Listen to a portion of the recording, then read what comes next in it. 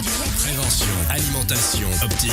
Tout s'explique. Tout s'explique. Tout s'explique sur Radio Chablais. La rubrique immobilière avec Pascal Rable de Blue Immobilier SA. Vente, gérance et mise en valeur de votre bien immobilier.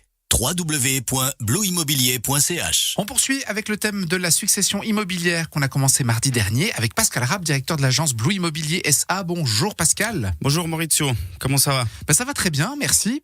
Alors pour rappel, mardi dernier, on avait vu ce qu'il advenait d'un bien immobilier lorsque son propriétaire décède, avec les actifs et les passifs liés à l'héritage. Mais nous n'avions pas eu le temps d'aborder tous les aspects, comme la question de l'imposition par exemple. Alors qu'est-ce qu'il en est ? Est-ce qu'on doit payer un impôt lorsqu'on hérite d'un bien immobilier ? Alors comme d'habitude, vous avez des particularités cantonales, sinon ce serait trop facile. Oui, puis on s'ennuierait, oui. Exactement. Ouais. Alors on va éviter d'aller trop loin dans les détails parce que c'est assez complexe, mais voilà, pour vous faire un résumé, donc en Valais, vous serez exempté de l'impôt si l'héritier est une personne de ligne directe, donc c'est-à-dire le conjoint ou le partenaire enregistré, les enfants, les petits-enfants, les parents et les grands-parents.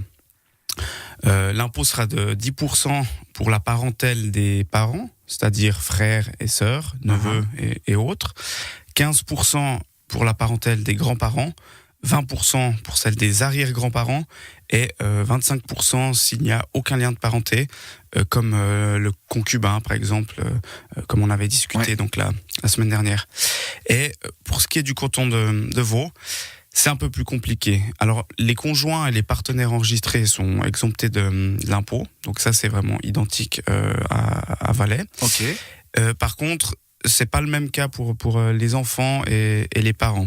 Donc, si on prend l'exemple des enfants, ils devront payer un impôt si la valeur du bien immobilier dépasse les 250 000 francs.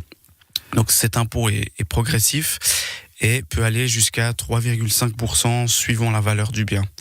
Pour ce qui est des autres personnes, alors les barèmes, donc c'est par fourchette et c'est à chaque fois différent.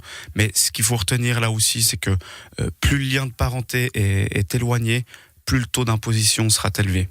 Je suppose qu'il y a des méthodes de calcul bien spécifiques. Est-ce que vous pouvez nous donner un exemple ? Oui, bien sûr. Alors, on va prendre un cas typique. Donc, vous avez un parent qui décède et les héritiers sont les enfants. Ok. Donc, imaginons un appartement d'une valeur de 500 000 francs avec une dette hypothécaire de 100 000 francs.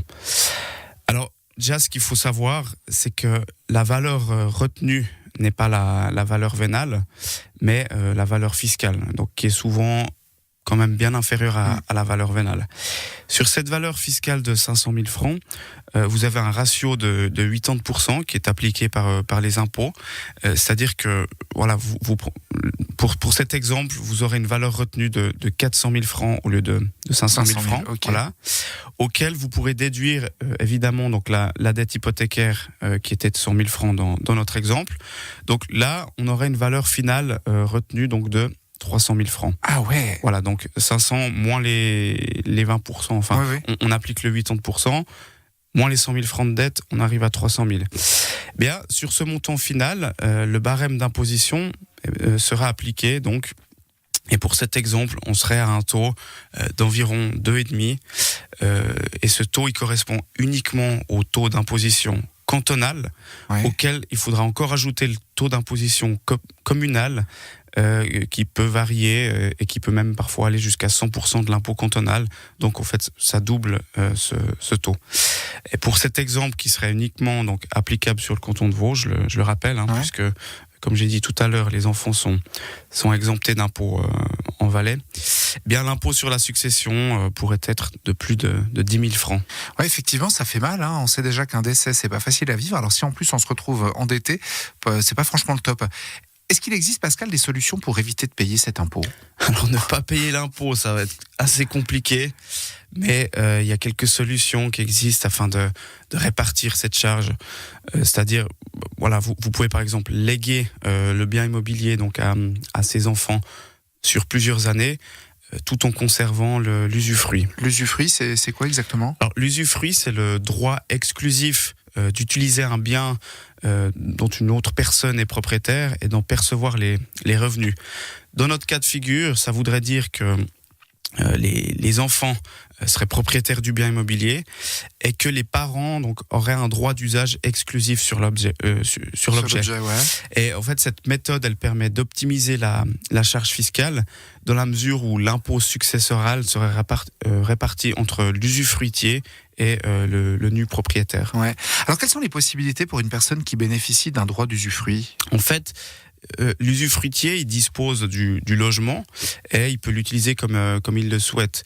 Et il peut même mettre à la location s'il veut et donc forcément récupérer les revenus. Par contre, il y a aussi des obligations. Il doit conserver l'habitat en bon état. Il doit prendre à sa charge les intérêts d'une éventuelle dette hypothécaire, les primes d'assurance liées au logement et les autres charges ordinaires.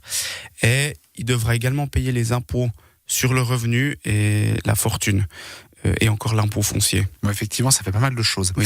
Merci Pascal. Avec tous ces exemples, on part du principe qu'on hérite d'un bien immobilier, mais c'est pas toujours le cas, puisqu'il y a de nombreux locataires en Suisse.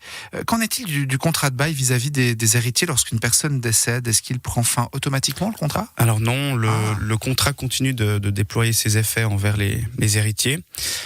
Si ceux-ci ne souhaitent pas garder l'objet du bail, ils doivent alors résilier le contrat pour le prochain terme légal, moyennant un préavis standard de 3 mois, donc pour les baux d'habitation. Après, voilà, on en avait aussi discuté vaguement la semaine dernière, mais il y a aussi la possibilité de répudier la succession. Ouais, effectivement. Mais payer son propre loyer plus le loyer de la personne décédée, c'est pas forcément évident. Il y a d'autres solutions peut-être pour s'en sortir ? Oui, alors vous avez aussi la possibilité donc de sous-louer l'objet jusqu'à l'échéance du contrat. Bail, ouais. Ouais. Mais après voilà, là aussi il y a certaines exigences à respecter, donc vis-à-vis de la gérance, comme par exemple les tenir informés de ce qui se passe. De ce qui se passe, exactement. Ouais, pas toujours facile. Si les héritiers décident de vendre, alors à quoi ils vont devoir être attentifs ? Alors, d'une façon générale, je dirais que la vente d'un bien immobilier qu'on a reçu en héritage, ça devrait être vu de la même façon qu'une vente classique, entre guillemets.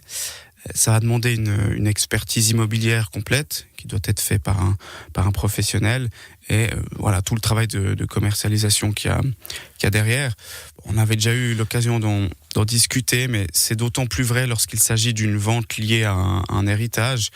Il faut vraiment en fait enlever tout l'aspect émotionnel du bien immobilier, parce que sinon c'est vrai qu'on a souvent tendance à surévaluer sa valeur comme on est attaché, et puis après ça se vend jamais, quoi. Effectivement, vendre la maison dans laquelle on a grandi, on a toujours l'impression que c'est un bien difficile. initial. Ouais, exactement. Bien sûr.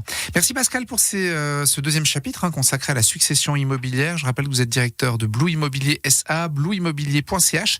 À mardi prochain, bonne journée. Bonne journée. La rubrique immobilière avec Pascal Rable de Blue Immobilier SA. Vente, gérance et mise en valeur de votre bien immobilier. www.blueimmobilier.ch